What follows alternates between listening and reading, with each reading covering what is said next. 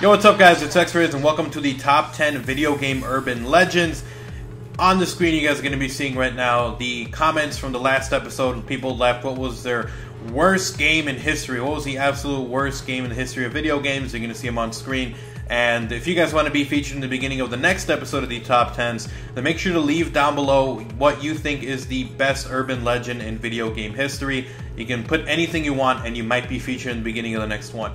To be a part of this, guys, all you have to do is follow me on Twitter, and whenever I tweet out for people to give me suggestions, all you have to do is tweet at me using the hashtag OGsTop10, and you might be featured. Now, with all of that being done and said, let's jump straight into the top 10, starting off with our number 10 spot. We've got the Madden Curse. Now, the Madden Curse is basically a curse that a lot of people believe that if you do end up in the cover of the Madden game, so Madden 12, 13, 14, 15, then you are doomed to have a bad season that year. There's also one that goes around as well for FIFA, but it's more predominant within the Madden universe, so if you are on the cover, then you're doomed to have a bad season with injuries or you just do not perform well.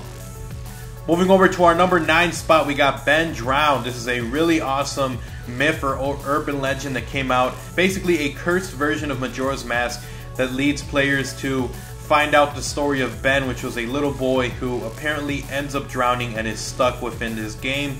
It's really, really creepy. You guys can check these all out. I have a ton of these also in my Gaming Nightmares series, so go check out my channel. But with that said, that was our number 9 spot. Let's move on to our number 8 spot. We got the myth that if you blow into a cartridge, that you are going to basically be able to play the game. This is something a lot of us used to do when we had the NES, when we had the Super Nintendos. If we thought that the game wasn't working, we blew into the cartridge and we thought that it would work, but honestly, it did absolutely nothing. It was the same thing as if you were to just put it back in.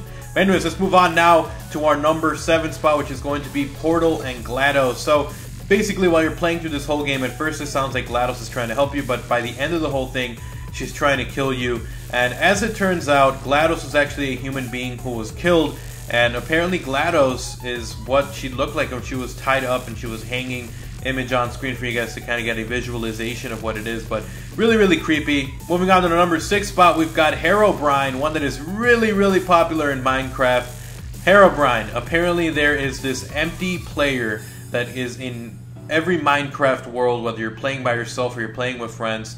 It's a character with no eyes and he's just like watching you. There's no way to catch him.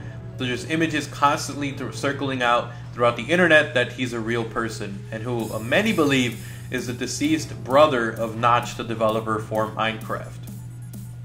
Moving on from there, we got number 5, which is going to be Luigi's Mansion Dead Luigi. So one of the things that people noticed was the beta version or the trailer that was shown off showed a very depressed, kind of almost suicidal Luigi. And if you play the game, there's actually one level where a flash of lightning hits and then you notice in the shadow a hanging Luigi, as if kind of foreshadowing into the future that Luigi's going to kill himself or that he already killed himself. So it's a really creepy one, and it's within the game. A lot of people debate, is it him hanging himself or is it just the lighting? Moving on to our number 4 spot, we got Hell Valley Sky Trees, which is one of the levels in Super Mario Galaxy 2. If you look up, you notice these 3 strange creatures or 3 strange outlines just kind of staring at you. It's really creepy. Within the game files, they're called sky trees, but they look nothing like trees, so really, really creepy. One of the things that a lot of people debate as to what exactly it really is. Let's move on now to our number 3 spot, which is going to be a very popular one, a very infamous one, the Lavender Town Syndrome, which is basically a huge conspiracy that came out that when the first versions of Pokemon came out, when players in Japan, the little kids started going, when they went to Lavender Town and they started hearing the music, the theme, they all started getting sick. Some of them started getting suicidal. Other people started to die because of the high-pitched frequency. Very strange. A lot of reports apparently, but there was nothing that could confirm or deny it. Moving on now to our number 2 spot, we got Fallout 3 Number Station. It is a really popular one because apparently in Fallout 3, given a number of circumstances that you have to complete, the game starts to spew out numbers, and the numbers apparently detail what's going to happen in the future. So apparently it details what happens in the future, what's going to happen in the past, but there's really no proof that this is actually even in the game.